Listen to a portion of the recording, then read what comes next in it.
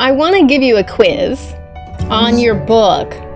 So how I did this was I chose, so like each of your chapters has its own title. Right. And so I didn't want to make it too tricky. So I hope oops, dropping stuff. So, so the idea is I'm going to read you a line from a section of the book, and then you're supposed to try to name that section. Does that sound fair?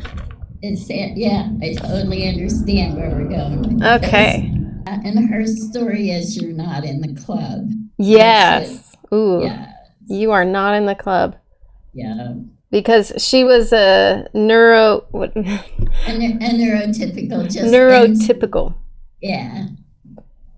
Yeah. And it's like. And she looked down her nose at you because of your Aspbergers. Yeah, and it's like, just shut up and get away from me. I mean, it's not. I've seen that before. Yeah. And it makes me angry. From her point of view, shut up and get away from me. Yeah. Oh, okay, exactly. I thought you were saying that from your point of view. No, that's from her point of view. That really hurts a lot because when you get that look, yeah, you didn't know it was going to be there. It's a surprise. Yeah. And so that's what, yeah. Yeah. And so I'm gathering from the book, and I'm learning about you as I'm reading it. And it's always surprising to you when someone is mean. Yes. Yeah. And, I think like it should be surprising to everybody when someone is mean, but it's such a part of, anyone can walk out their door and be mean or be mean to by someone else, and it's almost accepted. Oh, I think so. It's horrible. Yeah. Yeah, and I think that has a great deal to do with tribalism, which we are tribal. Sure. But I don't know why it has to be the Lord of the Flies at this, in this century. Oh, yeah. Well, and that's the thing, though, is I suppose when you're, even in tribes, if you're coming across another tribe and you're fighting over food, right, or whatever, that would be necessary for survival. But ultimately even throughout, through generations of people, it's always been proven that if you work together, everyone is better off. Exactly. Everyone is better off. Everyone, and there are more and more writers on the spectrum now, and I'm trying to get us together, a group where we can support each other. Absolutely, yeah. And well, we're partway there. Yeah. Because there are always people who are not used to working with people. Sure, yeah. It's, I could do better without you. It's like, that's not a problem. I'm trying to take advantage of you. Right. Yeah. Yeah, it's like we just need to work together. And this is another good one. I know that you know this. You have to be careful because someone will steal your work. I could only pray my work is steal worthy. There you go. Yeah. Yeah, that's so iffy. Half the time it's so hard to prove. I don't know. Unless someone steals your stuff word for word. How there are ideas floating around, and we are lucky if we get to grab onto that idea. But what I found is I started, this is kind of going away from the quiz, but we'll talk about it anyway. I found that even though I started my novel 5 years ago, and of course, we're always influenced. We're influenced by everything we watch. We're influenced by every single thing we read. So, of course, somewhere along the line, I was influenced, right? I can trace back where my influence came from. I read Dante. I studied Dante's Inferno in college. And then I had the profound, amazing gift to discover Neil Gaiman's and Terry Pratchett's Good Omens, oh God, my favorite book in the world. And so it was just these great takes on these theological themes. And so that's where I chose to take my first novel. And I had a dream, this crazy dream, and I started writing it down, and that's what became my novel that's going to be published this year. But I noticed that even though I started that 5 years ago, that about a year after I had started my novel, all these similar themes started to pop up. I was seeing shows about it and other authors self-publishing this stuff, and I was like, I'm not going to get mine out fast enough. I swear I had this idea 5 years ago, Oh, I know. But yeah, it's just funny how waves of ideas kind of go through our entire society and similar themes just pop up, and so it's really hard to say what is plagiarism, what is stolen ideas, and what isn't. What is just kind of floating in the air waiting for us to grasp. Here's the deal. If nobody steals my What is More Important Than World Peace with the title and the exact words, we have a problem. If they want to refer to their own situation with that, I'm good with it. Yeah. Now, I actually, I remember us talking about that one, and then I read it last night, and that's, you're arguing with your reflection in the mirror. Yeah, my face is totally ungrateful. Yes. All the money you spent on it. Just wants a facelift. You're like, there's no money for a facelift. And wants my dog to eat cheaper food. Yes. It's the same answer as always. I have thumbs.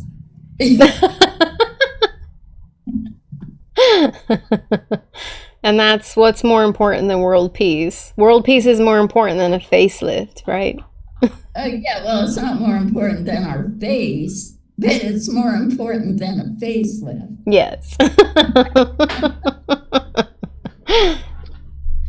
No, what you're seeing right here is 74 years of neurosis. Well, I think you look great. So thank you. Yeah. So it's just like, man, I worked really hard at it. And my mother used to always say, God, you are so vain. It's like, yes.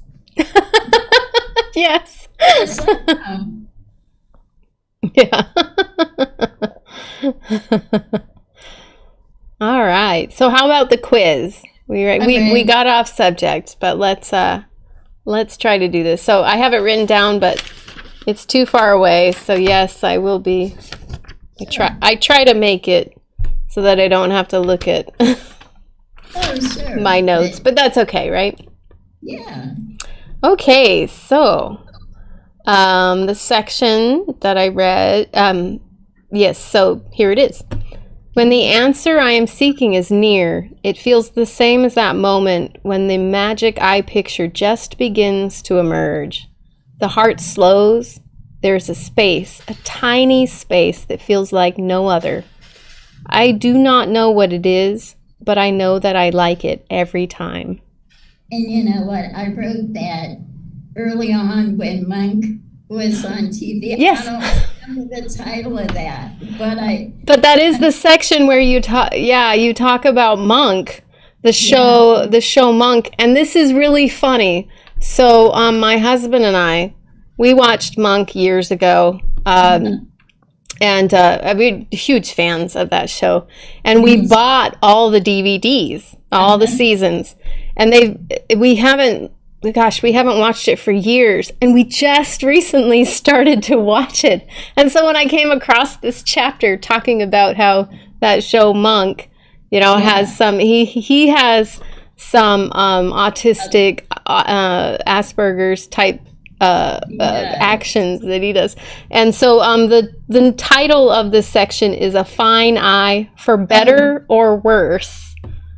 And then that reminds me of his line, it's a gift and a curse. Right. Exactly. And in the shop, because when I'm focusing, when I have the concept and when I know what they're looking for and I know what I can do, I always do this, and it's embarrassing, but they can't see inside my head without it. Yeah. And Oh, I yeah. can't see within my head. I can't see it when I do that. Oh, yeah. So it's like but I don't know. I don't think it's strange. I think, it's been proven that we have pressure points all over our bodies, right? Good point, yeah. And so, I come from a background of yoga. So it's like touch and working with the physical body. So that makes sense that, just this little movement can kind of help you hone in on what you know what? It also causes people know not to talk when you're doing that. Yeah. And but it feels so good. Mm-hmm. The moment when that happens, Mm-hmm. it just feels so good. Yeah. And I'm going to let you ask some more questions because me, I'll talk. That's great. All right. So first it would rock, and then it would shake, then it would boil, then it would churn. That was either a nice family dinner or something about our normal family. Yeah, it was right around that section. I noticed that there were a few. This one was specifically titled Childhood. Oh God! And then the next one is a family dinner, a nice family dinner. Yeah. So it's around that same section of when you're talking about what it was like. I'm still doing it. Just not. I'm being interviewed. No, we're being interviewed. Okay, that's cool.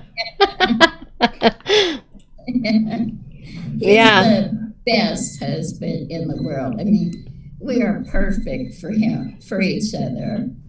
Yeah, his what was it? Was it a foreword or his little in the book? Yeah. Yeah. I loved that section that he wrote about you. It was so beautiful and lovely. The idea is copied from one of my ideas that I haven't written down yet. Of course it is. And I look at his notes while he's sleeping. Write a book and call it my own. Oh. It's like, No. But no, I mean, what happened was we met, we were liking each other. He showed me his Mensa card. Seriously, that was all she wrote. That was enough, because they would say, like, if you could cheat on your husband, who would it be with? I would be Carl Sagan. It's like, what the hell is wrong with you? Like, Brian Cox. What the hell is wrong with you? But yeah, I think smart is real sexy, and I like being married to a person who is smarter than I am. Yeah. I enjoy that. Yeah. Yeah, it's good to have the differences, and you're probably smarter than he in certain ways, and he's smarter than you in certain ways. I miss his IQ score by 5 points. Oh. And it's only because of my learning disabilities. That's my story. Yeah. So you, in your book, you say you have an IQ of 126. Oh, God, it's 129. Fix that. Oh, okay. 129. Or you know what? I should double check that. So I might have read that wrong. Might have flipped the 6 upside down. The only reason I never even knew until I looked on my high school transcripts. And it's right there. And it's like, why didn't anybody tell me? I would have enjoyed knowing that. Yeah. All right. So the next one is, I am sad. I am scared. I am powerful. How does that one go? I know it's all I have is the silent growl and the teeth. Yes. I don't remember what the name of it was. But it was from a poem. Yeah. And I all I have is the silent growl and what was it? The teeth. The teeth. Yeah. Sensory overload. And it is exactly how you feel. You do love them. You don't want to hurt them. You want them to get away from you and leave you alone. You know? So you try to send up all these signals so they'll know. Mm-hmm. Yeah. Oh. All right. Everybody knows me now. Everybody I know knows me. If That's you know great. what I mean. Yeah. Yeah. That's important, I think. Yeah. And I think that's whether it's a family member or a friend, is they're going to, you grow so close that you recognize each other's triggers. Yeah. You start to recognize when someone needs support and when someone needs left the hell alone. Exactly. And one day we'll close this up pretty fast, but no, that's fine. No, it's impossible to get lost in the park that we take our dog to. Mm-hmm. I was still lost. And Sadie and Rick were wherever the hell they were. And I'm running along the path and I'm saying, I better find you laying dead along the path. And I will stop you when I find you. My girlfriend called me and she said, hi, and I just started to cry. I said, I'm lost. I don't know where I am. I don't know what to do. And then I said, oh, I see Rick. And she said, if you ever feel that way again, you call me. And wherever you are, I will find you. And I will come and get you. Yeah. Yeah. That's good. Yeah. Yeah, I mean, that was the most amazing thing I really heard from anybody beside Rick. Yeah. Yeah. Yeah. So, she's a cute little southern steel magnolia.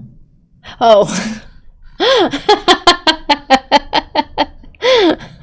Yeah. Amazing. A little southern belle.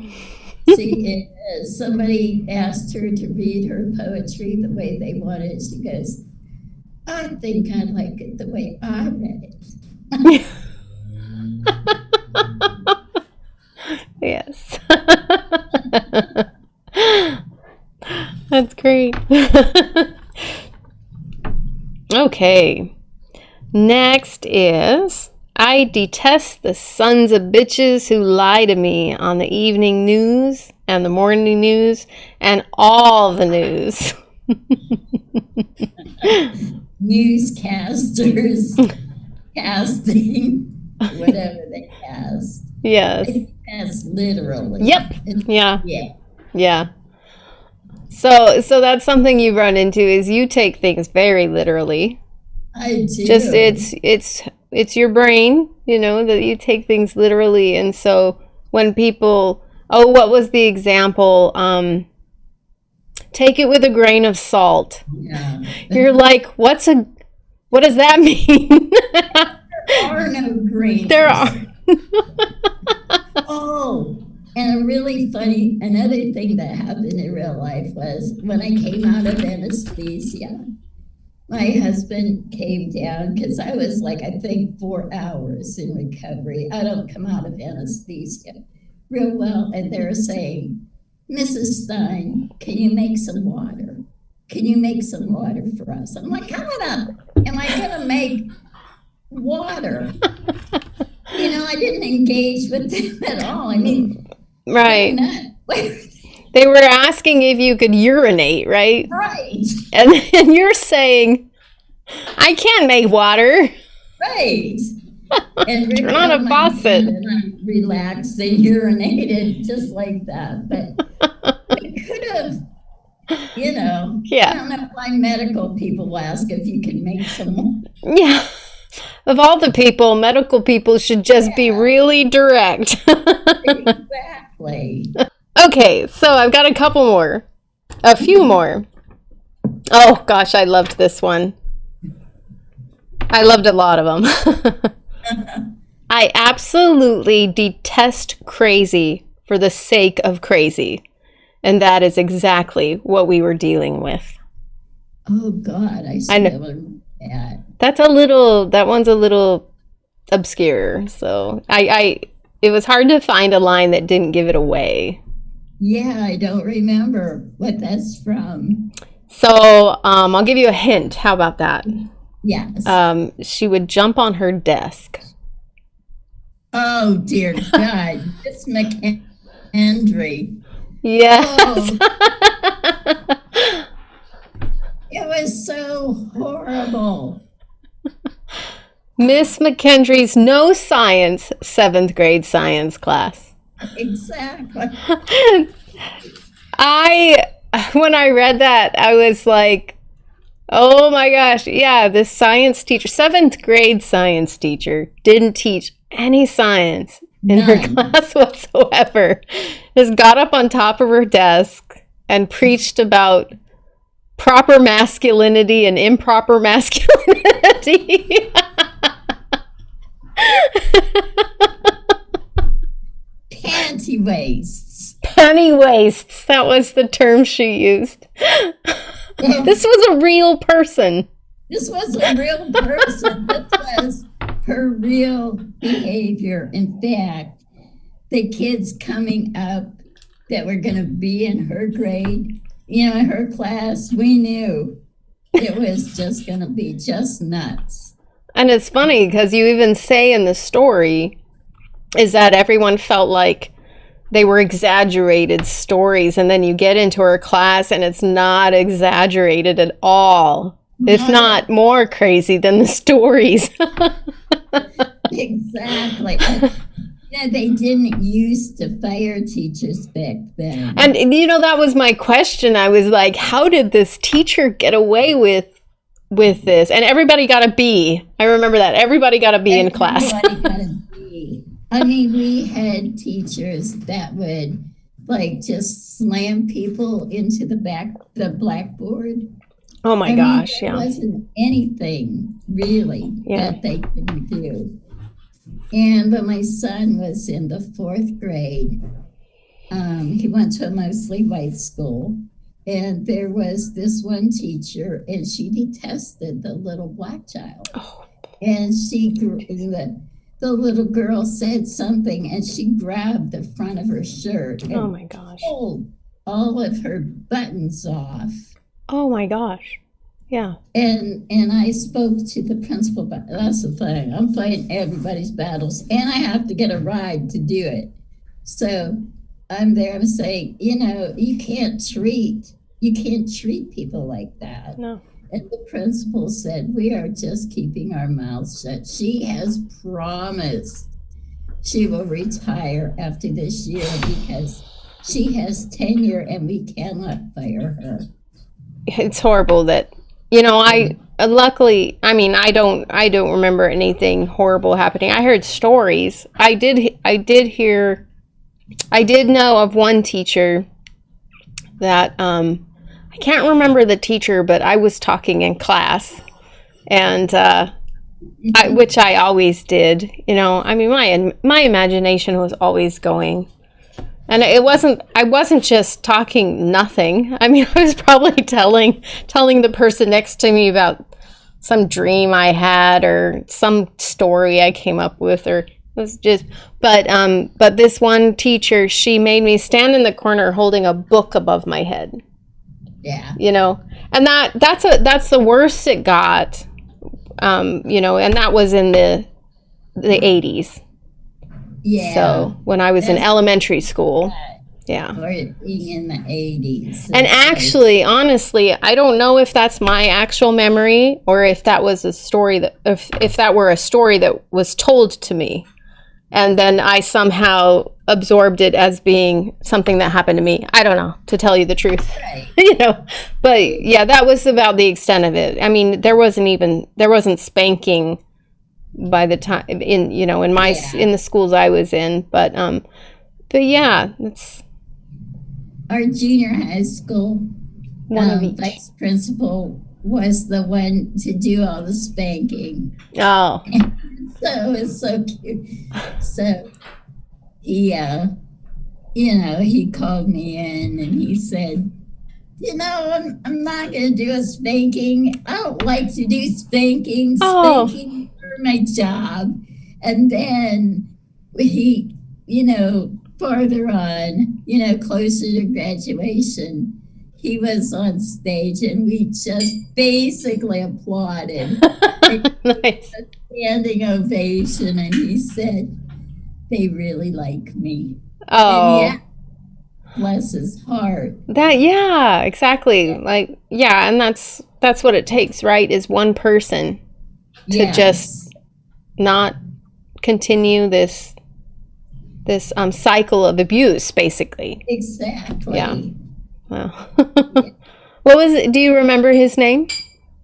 I don't. Yeah. I know if I search hard enough, I do that alphabetically. Mm-hmm. You know, with all the sounds, I could find him, but he's pretty well. Yeah. Been there. Well, yeah. Well, you remember him. And I'm sure a lot of, you know, all those people probably do. So that's great. And I think we remembered him fondly in our yearbook as well. Yeah. You know? Yeah. All right. I have two more. This one, I don't know. We'll see. I wrote it down. And I'm like, I wonder if you'll get this. Doodah, doodah. Oh, dear Doodah, God. doodah day, giggle, giggle. Alexa, she is cheeky. I have more respect for her now. Yeah, that's great. I did not know if you would get it. But yeah, the story Alexa and Me. It is so hilarious. I was laughing out loud when I read the conversation between you and Alexa. Was this a real conversation or was this a... Well, Rick had told me to wake him up in 10 or 15 minutes. And so I said, Alexa, set an alarm for 10 or 15 minutes. And she said, I don't know how to do that. And I said, I thought you spoke neurotypical.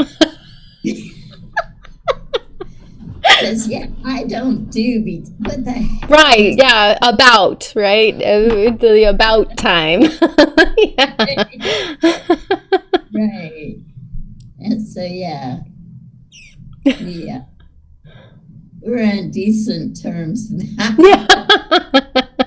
That's great. Echo, I have a problem with them because I have, I know. She's saying, I don't know that. Because if you say the word that starts with an A anywhere near any device, it'll, try to fulfill your wish. So weird. We don't have any of that. We're kind of the the most we have a smart Roku TV. We do too. And that was weird enough for us. It's like this is the limit of how smart something is coming into this house. Okay, I have one more. Okay. Oh, well, okay. I didn't write down the title for this one, but you'll probably be able to tell me. Are we really out of money?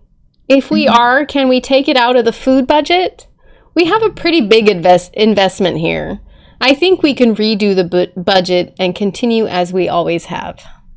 What is more important than world peace? Which we were talking about earlier, so that's perfect. Yeah, that argument with the reflection of your face in the mirror. Used to get a facelift. Oh, good for when you have Asperger's, or at least in my experience, when I look in the mirror, I really want to know that it's the face that I've always seen. Mm-hmm. You know, that's just really important to me. I can't imagine what I would do with the facelift. I would have to wait until it sagged again, I guess. Oh, right. Because if suddenly you looked in the mirror and it was a different face. Yeah. I think that should freak out anybody. Right?